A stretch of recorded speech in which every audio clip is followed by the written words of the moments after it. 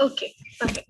So this week in the lecture, basically feature matching was covered, like the applications of the SIFT, as well as how can we move from SIFT to other representation like backward representation.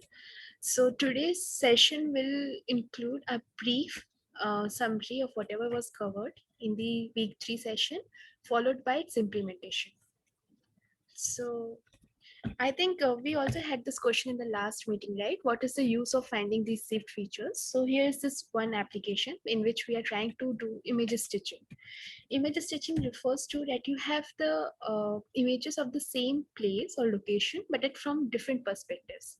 And you want to join these different images into a single image to get a bigger picture of the same environment. This process is known as image stitching. So in this example,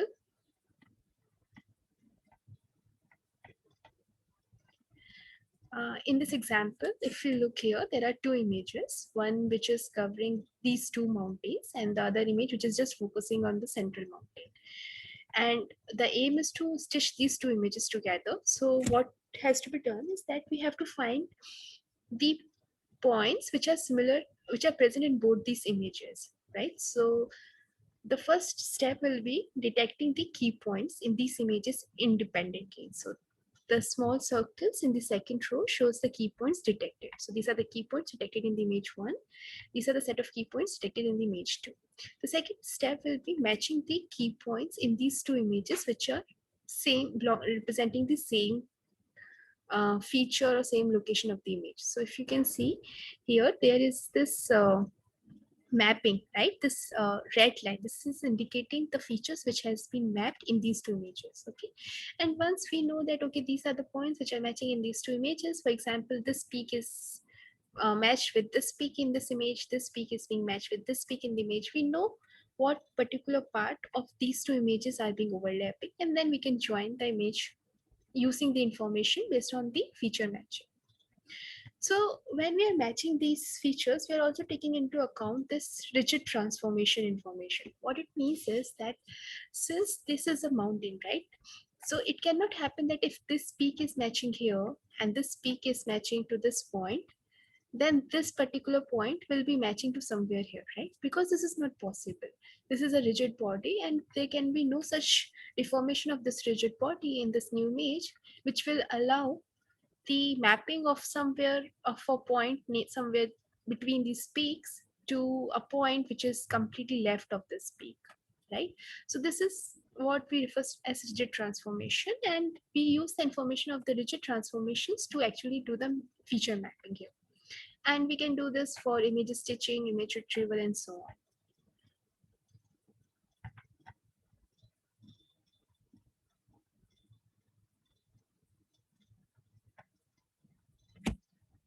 Okay, now comes feature matching. But what if we have different instances of the same object? So for example, here are three images of the car. They all are cars, but they are the different model of the car with different color, different orientations. And can now, using simple feature descriptors as you were using before, be helpful if we just match them simply, because here there is no information about the rigid transformations can be used. For example, it may be possible, like here if you look in the screen image, there is no concept of corners here, right, on the ceiling, but here there are. So because the shape may be different, they are just different instances of the same class, we cannot use this rigid transformation information for matching the descriptors. So one possible solution is that for time being, we can ignore the geometry of these instances, how they are looking. And then the solution can be this bag of words approach.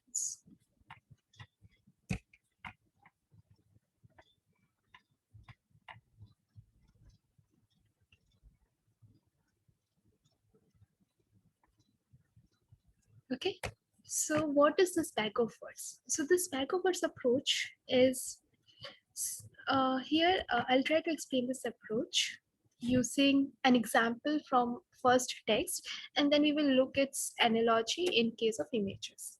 So suppose there is this sentence where the first sentence is John likes to watch movies, Mary likes movies too. And there is another statement which is saying Mary also likes to watch football games. Now, these are the sample of certain sentences present in the database. And from these sentences, we can definitely extract words. So, for example, from the first sentence, the words which can be extracted are like John likes to watch movies and so on. From the second sentence, we can extract words like Mary also likes to, and so on. Now, these words will form our vocabulary. But, okay, these words will form our vocabulary, and once we have this vocabulary created of all these words, we will then represent each sentence as a histogram of this vocabulary. So what it means, like for example, our vocabulary consisting of all these unique words. So it will have John like. Hello, is there any question? Okay, so so these sentences will form a vocabulary here, and the vocabulary will comprise of the unique word of these two sentences, like John likes to watch movies, Mary, then T002, then also football games. Okay, and once we have these words which are forming a vocabulary, we will represent each sentence as a histogram of these words. So, for example, the first sentence here, John likes to watch movies, Mary likes movies too. In this sentence, we have the frequency of the word John to watch, Mary to as one, but the frequency of the word likes is 2 because it has appeared twice in the sentence. Similarly, the frequency of the word movies is 2 because that word also has appeared in the sentence twice. Similarly, the histogram for the second sentence can also be created here, which is Mary also likes to watch football games, right? And there are other couple of words also which may not be covered in this vocabulary. Like for example, in the first graph, though it is not shown, but there is again one entry for football, and the frequency of the word football will be 0. So you can just do it for the entire vocabulary. This is what the pack of words representation refers to when we are talking about these sentences. Now, the similar approach can be followed for images. So, in case of images, suppose there are a set of images. As shown here, there is an image of a cycle, a violin, a girl, and now we try to extract words. So in case of images, the words will be some parts of these images which can be consistent across images, irrespective of what how this image is being taken, what is the contrast, color, perspective of the image, the features which can be consistent across. For example, if in this image of the girl, the features which we were interested is in basically the nose, the eyes of this face, the lips. Similarly, for the bicycle, it will be the tire or the handle or the seat. In case of violin, it will be the strings and so on. And all these, so from each image, we will collect a set of features which are very important and can be found in different images, so that it can be helpful when we are trying to do certain operation like retrieval or image stitching or classification. And then given all these features which have been created from these images, we will try to represent each image as a histogram of those features.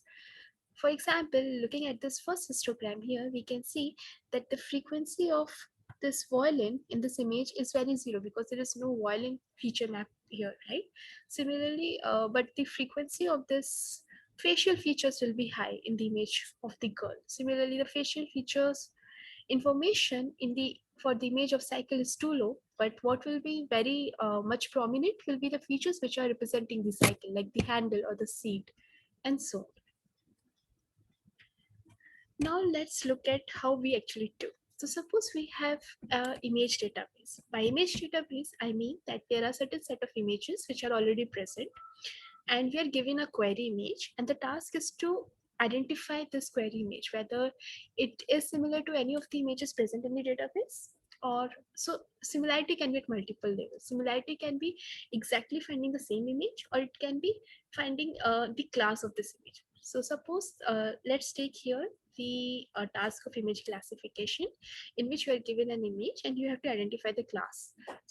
What so if the image is having an image of a cat, then this image should be categorized as an instance of class cat. Okay, this is image classification. So looking at the task of image classification, we are given are here having a set of images. The capital N here represents the number of images in the database. So in this case, we have 5 images, and this capital K represents the number of features. The number of words in our vocabulary. That is the size of the vocabulary. So right now we are assuming that we are having 6 words in our vocabulary, and there are 5 set of images. And the one indicates that that particular feature exists in that image, and 0 indicates that that particular word of the vocabulary is missing from the image. So here, if we look at the first column of the database, then we can see that this image contains the first feature, the 0th feature, and the 4th, 5th, and 6th. Okay, starting with 0 index, sorry. So it will be 0th feature, and 3rd, 4th, and 5th feature, or the word of the vocabulary is present in the first image. And so now here comes to our query image. We do the same thing for the query image. We try to find these words which are present in this query image as well. By words here, I mean the set of features which we are looking in an image. So in this query image, the 0th and the 3rd feature of the word or the vocabulary is present. Now, given this information of the image database and the query, the aim is to find the image which is very similar to the query. So we can compute some kind of similarity between our query image and the images present in the database. For this, we need to define some similarity function, which means that we given an image and a query image, the function will give you the score, which will say how similar these two images are. For simplicity, let's assume right now the similarity is here maybe defined as the number of the words which are common to both the query image and the input image.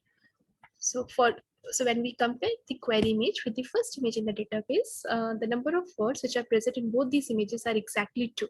So the 0th word and the 3rd word is present in both query and the first image. So their similarity score is 2, and we are writing it here. Similarly, the similarity score between the query image and the second image is only 1, because only this 4th word, okay, using the 0th index, only the 3rd word is present here. So the similarity score is 1, and so on. Now, as per our definition of similarity score, the greater the similarity score is, the similar the image is to the query image. So if we go by this similarity score metric here, we have found an image which is the most similar to the query image, that is the 0th image, and whatever is the class of the 0th image can be assigned the same, we can assign the same class to the query image. This is a simple implementation of backwards approach. Now, if you look closely at these image database metrics and the query metrics, query image, you will find that there are most of the entries which are 0, which means that both this image database as well as the query is a sparse matrices. So instead of and what will happen if this n is very large, that is our database is huge and there are millions of images, and at the same time the number of features which we have to look is very small, maybe thousands of features we are looking, maybe our vocabulary size is only 1000, but there are millions of images. And instead of comparing the query image with each image, what we can do is we will compare the query image with only those images which are having the words present. So it will become like, so here if you see, so we will do this inverted file index. In case of inverted file index, it means that instead of comparing the query image with the images, the comparison will be made between the words, between the query image and the images containing those specific words. So here the query image has the 0th word. Now we will now the images which are having the 0th word will be considered as our candidate images. So here the 0th word is present in the 0th image and the 5th image, right? I mean the 4th image. So 0th image and the 4th image is our now the candidate image because they have this first word. Similarly, let's looking at this word index 3, the 3rd word here. The number of images which are having this 3rd word is our 0th image, the 1st image, and the 3rd image. and so on. So we have got a candidate set of images. And now between those candidate set of images, we'll compute the similarity scores. For example, for the 0th image and the 4th image, the similarity is 1. For the 0th image, first image, and the 3rd image, and the similarity score is 2 because of this additional word, right? So it will get one more score of 1, which will increase the score of the 0th image and the last 0th image to 2, and that will become the most similar image. Now, so this is this inverted file index. Here's a representation. So suppose these are the words present in the query image, the 54th word, the 67th and the 72nd word. And this is the image database. So the images which are containing this 54th word will be given a score of 1. The images which are containing the 67th word will be given us an additional score of 1, and so on. So by the end, you have this procedure has been repeated for each word. The score will be here, and then the one with the highest score or the rank can be selected as the most similar images. Now, in all this procedure, in all this procedure, there was only counting the occurrences of a particular word, like how many times or how many number of words are being similar between these pair of images. Or we can also consider the frequency of each word in an image, but again, it represents a count, right? So can we do it better? Because when we are just considering the count, we are losing certain set of information. So the extension to this bag of words model is that vector of locally aggregated descriptors, which is known as VLAD as well. So the idea is very simple. Here, these are the features, right? And they have been clustered into three clusters, where W1, W2, and W3 bar is representing the centroid of these clusters. So far, what was happening is that each word here was being, so if you look at this histogram here, this represents backward representation. So it says that this image has 2 occurrences of this word W1. So these 2 points are being assigned in the cluster 1, whose centroid is W1, which is our word of the vocabulary. So it will get a score of 2. The other 3 features here are assigned to the cluster 2, which has a centroid as W2, and it will get a score of 3. And so on for the third cluster, which is getting a score of 1. So this is simply a bag of word representation, in which we're just considering the frequency of a particular word in an image. Limited information, definitely. The better option can be that instead of just considering the frequencies, we can also look at the distance and the direction. So so the procedure is that for each feature point, a vector is drawn from the centroid towards the feature point in that cluster, and the net aggregate of these vectors will be the representation of this particular cluster in the image.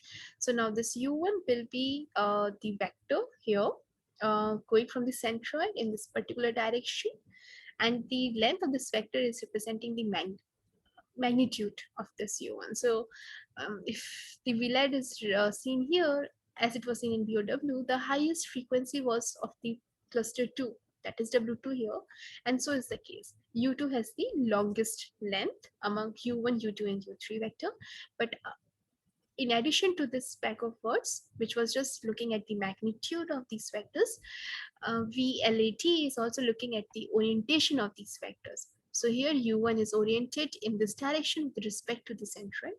U2 is oriented in this direction with respect to the centroid, and so is the U3. And this direction is being computed as the average direction or the aggregate of all these vectors, where the vectors are being directed from the centroid to each feature point. So in this way, VLAT is having the information about the frequency of each word as well as the orientation information is also there, which is helpful for better classification criteria. So this is a brief revision of what was covered in the lectures, and now we will look at its implementation. So before moving on to implementation, is there any questions?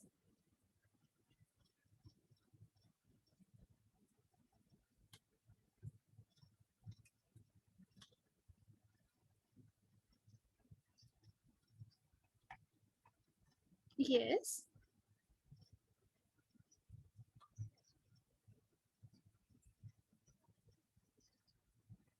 Okay, so when you will stitch it, what will eventually happen is that the idea will be that these two feature points should align with each other in the final image output, right? So this particular peak has to be overlaid by this peak. So for doing this, you will keep this image as fixed. Maybe the first image will be kept as fixed, and the second image will be rotated or transformed accordingly so that the peak here is being aligned with the peak in the second image. So for doing the actual stitching part, the second image will be transformed with respect to the first image so that these key points which have matched are aligned. Is that clear? Yes, right. So these key points, yeah. So what will happen is that this is the pair of the key point matched, right? So in the stitched image, these 2 points should be exactly at the same point. And for that, what will happen is that keeping one image as the reference frame and the second image will be transformed according to the reference image so that these 2 points are being aligned. And this will be done for all these key points. And the final transformation will be the one which will be having the minimum difference between the alignment of these matched pairs. And that will help in getting the resultant stitched image. Okay. So now let's look at the implementation here. So this is Pack of Visual Words for image classification. In this code, basically the code is written in Python, but the modules are being used from SciPy and OpenCV. So the task here is simple, that given a set of images, we have to classify the test image to one of the classes which were seen during training time. Before proceeding further, let me show you the data which we will be working here.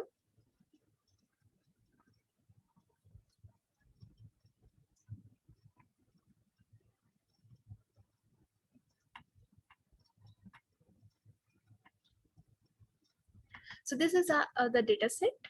The data set is defined, like categorized into training data set and the query images. The training data set has 3 classes: lion, dog, and cat. And these are the images of the lions. So you can see that different perspective of the different positions of the lion is being captured and in different environment and so on. Okay, some has the full lion, some are just focusing on the face of it and so on. Similarly, for the dog class, we have certain images. Um, and right now it is over the break. So I just Googled, got certain images and put it here. So you can try it on. The code will be shared. So you can use your own data set to try it. And similarly, there are 6 images for cat, 6 to 7 images. So these are how varied these images are. They differ in color, they differ in size, the background, um, the orientation of the cat, whether it is facing the camera or it is looking at the side. Is it fully cover, like the camera is capturing the full cat or just focusing on its face and so on. So before going for starting, the first step is always that to process the data. So here the data processing refers to reading these images from the disk, converting them to grayscale for simplicity, and then resizing them to the same shape. So I'm not sure if you have noticed it or not, but most of the images were not of the same shape. Some were very big, some were very small. So just to make sure that we do not get to save the computation first of all, and also for faster computation, let's resize all these images to the same size here. This is the data processing pre-processing folder, which is reading the data from this dataset /train that will be created as the train images.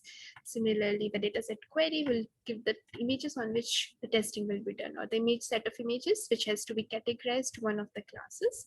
Here there are 3 classes: cat, lion, and dog. The function provided in OpenCV resize is used to resize the image, and this is how the training images are looking here. So these are the images of the lions, similarly the images of the dogs.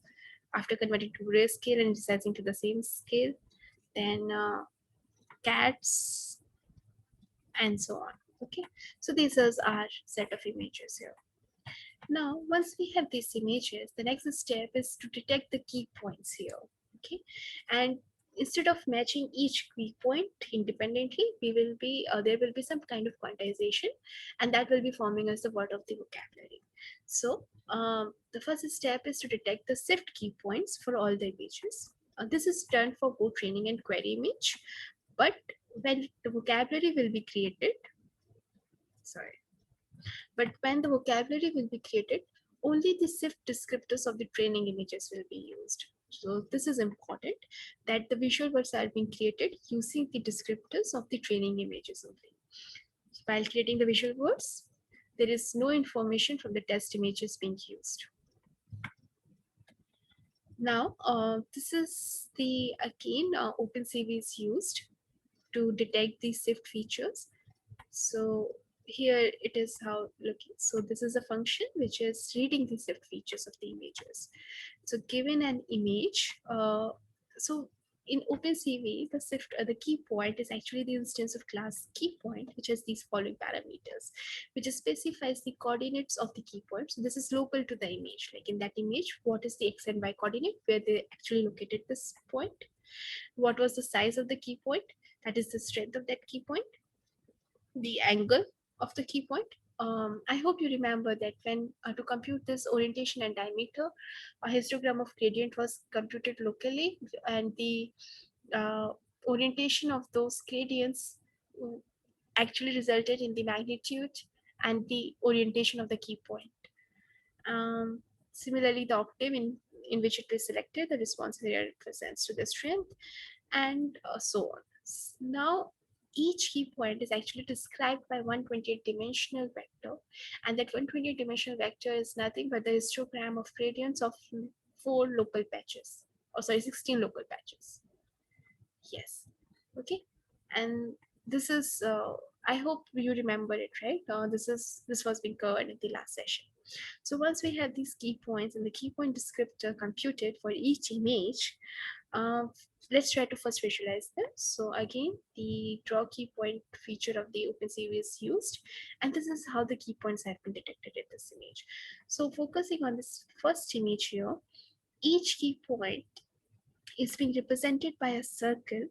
The size of the circle specifies the magnitude of that key point, the strength of that key point, and this line here represents the orientation of that key point. So if it is here, then this is the direction which it is being pointed and so on. Okay. Similarly, if you look here, you'll get more information about it. So these are the set of key points which are being detected in these images. Okay, there are some big circles which are the key points with very strong response.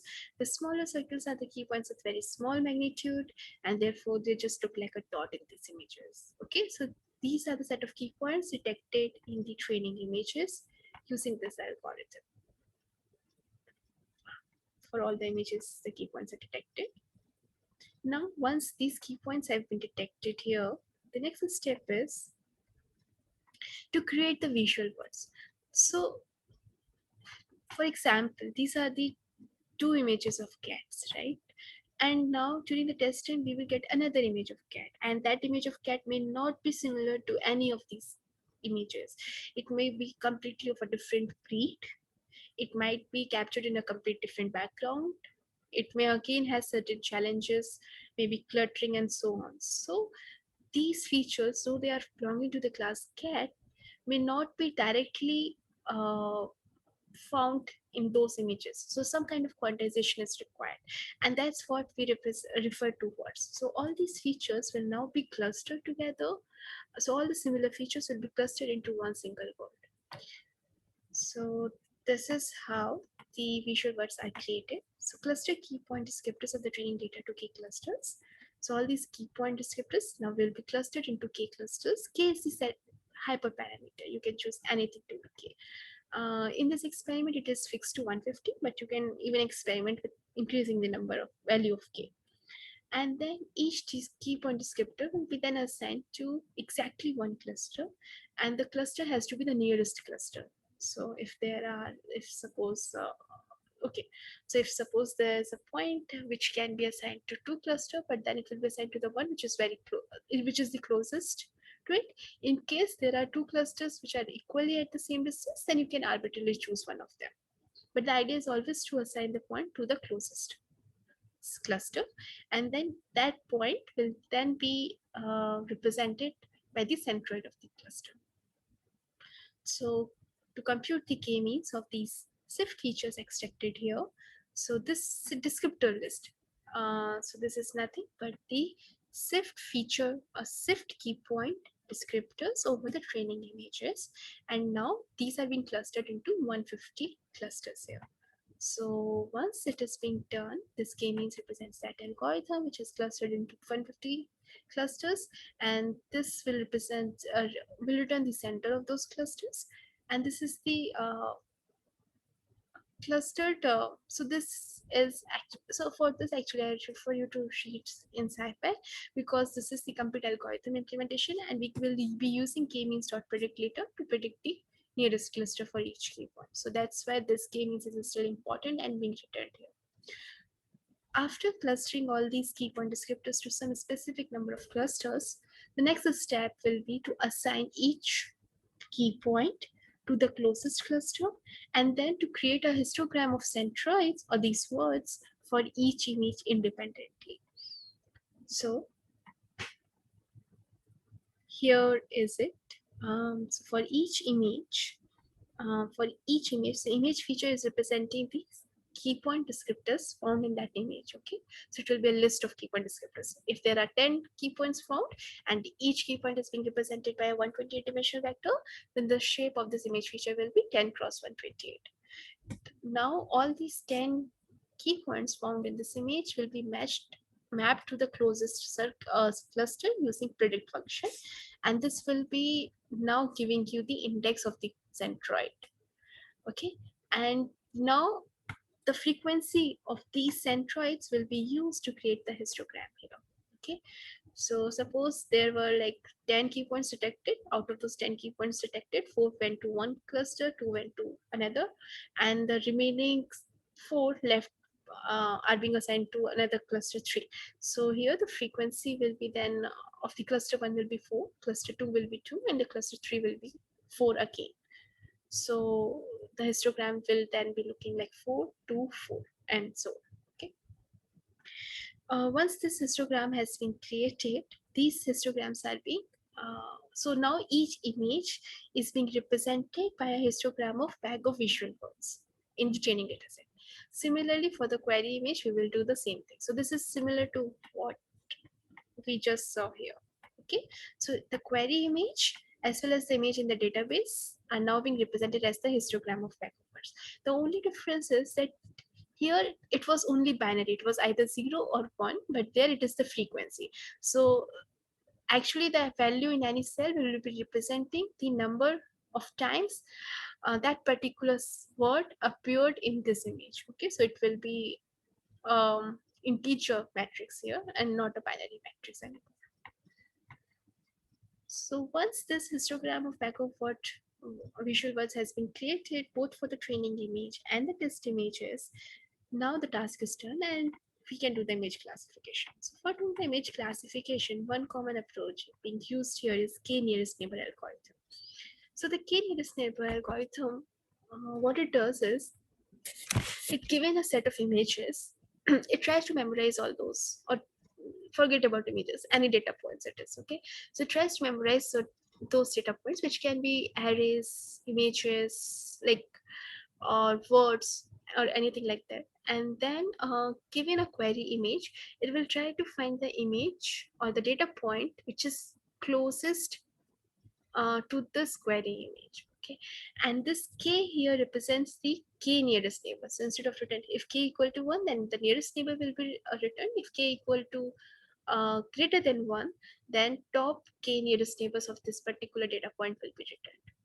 And then among those k data points being returned, the one with the so suppose for an image of cat, the nearest neighbors may be three images, in which two images are of cat and one image is of lion. So in this case, the most frequent class among these nearest neighbors is cat. So the label for the query image will also be cat. Implementing the same idea here, k-nearest neighbor algorithm will be used to memorize this data, which is this trained data and trained labels. So this is nothing but the histogram of bag of visual words for the training images along with their classes. Okay. Once this has been memorized by the algorithm, now we will use this to predict the class for the query images. So this is the query images here. K represents the true label of the class, and predicted class will be the class predicted using this nearest neighbor here. And this class probability will be the score of the class which it is predicting. So this is how it is. So the true class here is cat. The prediction is, so there are two images, so that's why there are two entries. The prediction for the first image is 0, which means it is classifying the first image to be a lion, to the true class is cat here, so it's a misclassification. For the second image, it classifies it as a cat. So okay, here the classification, sorry, the prediction by the model as well as the true label matches, so this is the correct output. Now the probability of these predictions is, so in the first image, the probability of predicting it as a cat is only 0.3. Actually, it is confused. It is giving the same probability to all the classes, which means that the model is completely unsure and any of the class can be the right class for it. Okay. In case for the second image, the probability of the lion is 33%, the probability of being a dog is 0, and the probability of being a cat is 66.7%. And this is the reason it predicted it to be cat. So this shows a very simple implementation in which bag of visual words is being used to retrieve to classify the image during test time. Okay,